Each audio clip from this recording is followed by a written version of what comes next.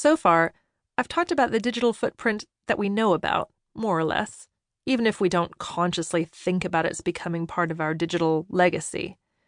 The remaining category, the digital dossier, is a different matter altogether.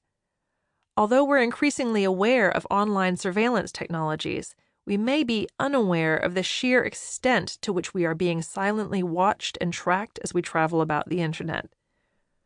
The digital fragments that we trail behind us in the digital world are shed as inevitably and unintentionally as the invisible cascade of skin cells we leave in our wake offline.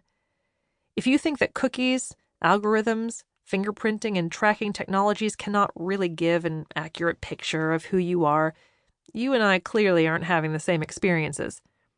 One day, I was thinking about how I needed some new boots.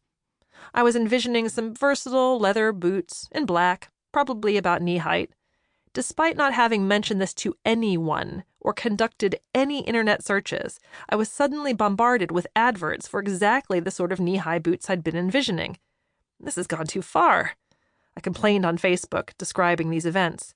The consequence of this post, unsurprisingly, was even more advertisements for boots. Perhaps my longtime use of the search engine Google had made my needs exceptionally easy to predict. The search giant is very good at tracking you and using algorithms to anticipate your needs, says an article in Lifehacker. Clearly. And it isn't just Google that's spying on you. Every time you click like on Facebook, check in at a location, or use a recommended link on social media to go and purchase something, you're giving legion third parties vital information about yourself. If certain settings are enabled, or default settings not disabled, your smartphone or smartwatch is invisibly logging and even disseminating all manner of personal data without your ever being aware.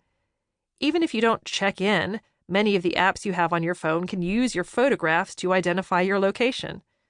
A few years back, British technology journalist Jeff White and security researcher Glenn Wilkinson proved these points by alarming audiences around Britain with an interactive stage show entitled The Secret Life of Your Mobile Phone.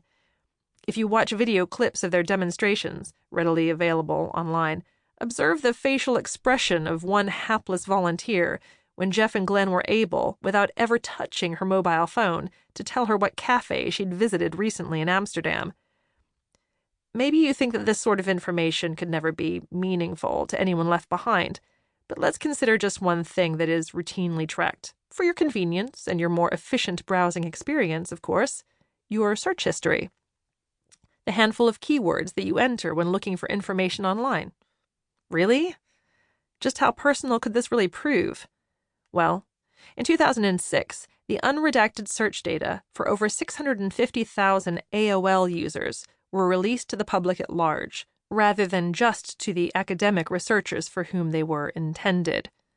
While a small collection of your searches might not prove particularly revealing, taken in aggregate over a period of time, a string of searches is capable of exposing the inner workings of the mind, the struggles of the heart, the dark night of the soul. These unintentional, psychologically incisive autobiographies are written by people who don't know they are authoring them. You will find no better illustration of this assertion than I Love Alaska, a 2009 documentary film by artists Leonard Engelberts and Sander Plug. I Love Alaska consisted solely of one user's search data from the AOL leak, read out against a backdrop of isolated northern landscapes. In a Southern American accent, a female voice narrates 3 months' worth of searcher 711391 searches, unfurling a heartbreakingly poignant audio novel in the process. The blurb for the film, divided into 13 mini-movies, describes it as a story that revealed the yearnings of a conflicted housewife who dreams of escaping a life of obesity, sexual frustration, and skin trouble in the searing Texan heat by running away to Alaska. Although she was never identified by name, we know that she was a middle-aged, married, surgically menopausal woman from Houston with weight issues and questions about her sexuality. Searcher 711391's style and phrasing when engaging with search engines helped boost her history into epic poem territory rather than just being a list of boring words. and the sequencing of searches was as telling as their content. To keep listening to this audiobook, I've left you a link in the description so you can do it, at no cost thanks to Audible's 30-day free trial.